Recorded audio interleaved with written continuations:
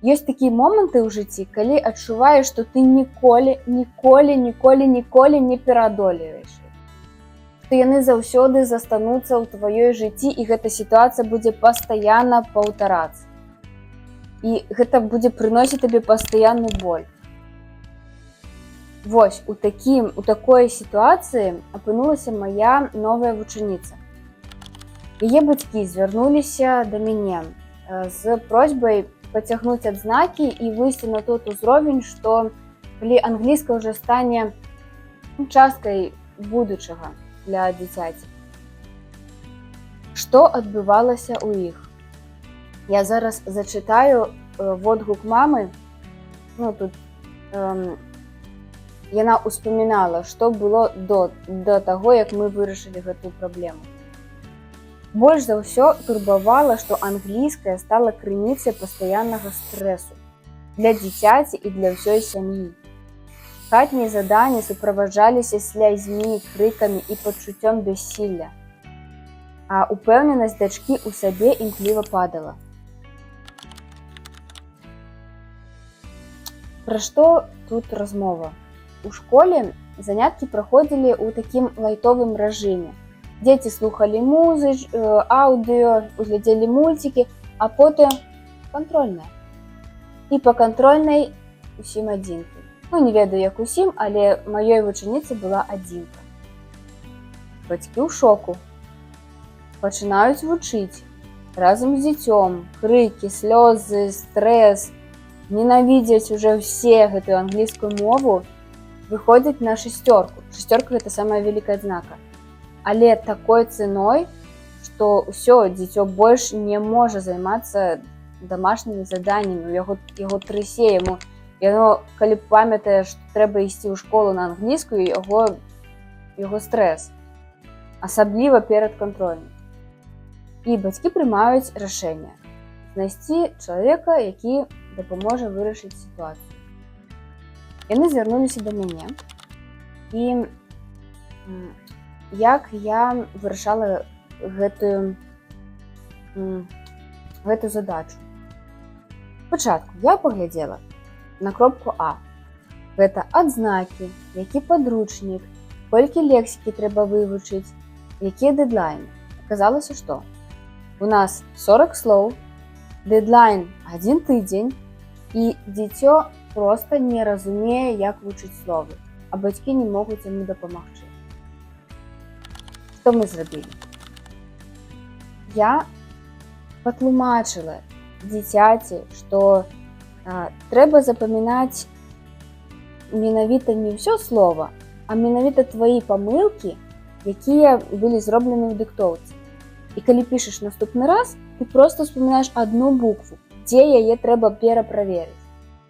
І вось гэту методыку аналізу сваіх памылак і падыходу да памылак як да гіпотэз. Гэта такі, дарослы падыход, так? І я патлумачыла дзяўчынцы, яна зразумела, і пасля таго, як мы разбілі на пасільныя кавалачкі гэтыя словы, канешне, 40 слоў за тыдзень вельмі складана вывучыць, яна справілася. І, як я кажу, храбрым заўсёды шанцуе. Таму што мы не пабаяліся пайсці і падрыхтавацца да гэтай кантрольнай у 40 слоў. І яна адмянілася 1 тыдзень, 2 тыдзень, 3. І на 3 тыдзень дзяўчынка ўжо ведала ўсе словы настолькі дакладна, што напісала 25 заданняў 25 правільна. 6 гэта вышэйшая адзнака ў школе ў Польшчы. Тут, конечно, было столькі шчасця, столькі радасці. А потым, праз тыдзень, вусная тэма на ту же тэму слоў, што мы пісалі раней, «Дом маёй мары», і дзяўчынка атрымлівае 6 зноў за працу на уроку за праект. І як вынік, праз яшчэ некалькі тыдняў, мы атрымліваем 6 у чвэрці. То есть ад 1 да 6 у чвэрці за 2 месяцы. Гэта проста круцейшы вынік. І цяпер я ўжо бачу, з якім настроем дзіцё падыходзіць да заняткаў. Яна не сжимаецца і фокусируется максимально. Яна уже расслаблена. Яна уже мне малюе смайлики, калі присылает диктовку. Ну, яна піша на листочках і потім фотографує. І присылає мне смайлик. Я уже бачу, які настрой у дитяті. І цяпер наступная мета. Гэту мы закрылі. Цяпер мы апераджваем праграму. Дзіцё ўжо прыходзіць на занятак, ведаючы новыя словы, разумее, што запытаецца настаўнік, умее чытаць у падручніку гэтыя словы, можа падсказаць суседкам ці суседзям.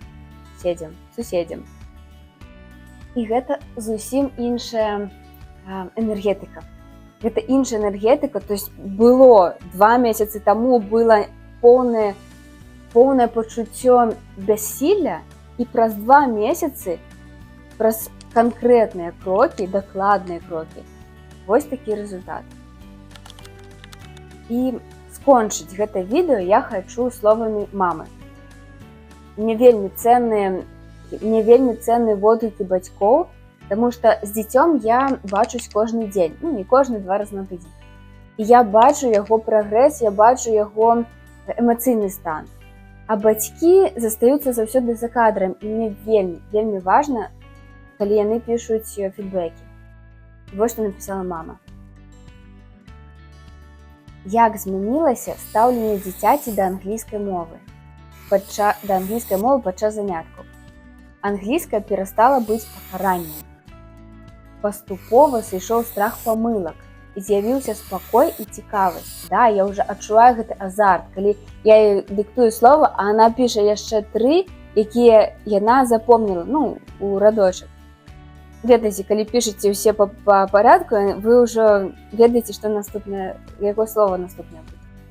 Дзіця стала займацца без супраціву і з адчуваннем, што яе ўсё атрымліваецца. Гэта так, як змянілася ваша уласная ўпэўненасць як аднаго з бацькоў умоўнай будучыні дзіцяці. З'явіліся спакой і ўпэўненасць у будучыні. Знік страх, што мы упускаем момант ці робім нешта неправільна. Бачыце, якія вось глыбінныя страхі ў бацькоў? Магчыма, у вас нешта падобнае. Каму бы вы парэкамендавалі заняткі з Алесяй і чаму? Бацькам, чые дзеці баяцца англійскай, губляюць упэўненасць і жывуць ад кантрольнай да кантрольнай. Алеся не проста рэпетытар, а спецыяліст, які выбудоўвае сістэму і беражліва працуе з дзіцём. То есть важна сістэма і добрая атмасфера на занятках.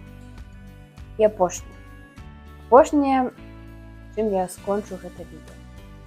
Што б вы сказалі бацькам, якія зараз знаходзяцца ў той жа сітуацыі, што і вы да пачатку заняткаў?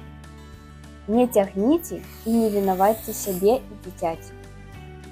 Пры правільным падыходзе англійская можа перастаць быць полем бітвы і стаць зонай упэўненасці і гонару. Мы гэта пражылі на ўласным досведзе. І я вам скажу з уласнага досведа, што гэта не адзінкавы выпадак, проста трэба падабраць менавіта вашу методыку, зразумець вашы затыкі, праблемы, і вельмі хутка можна ўсё пафіксіць. Так што не губляйцеся, не спыняйцеся, не замірайце, а шукайце рэальныя канкрэтныя крокі для вырашэння вашай праблемы. І я вам жадаю, каб вашы слабыя месцы вашага дзіцяці сталі яго моцнай часткай, апорай у жыцці і яго суперсілай.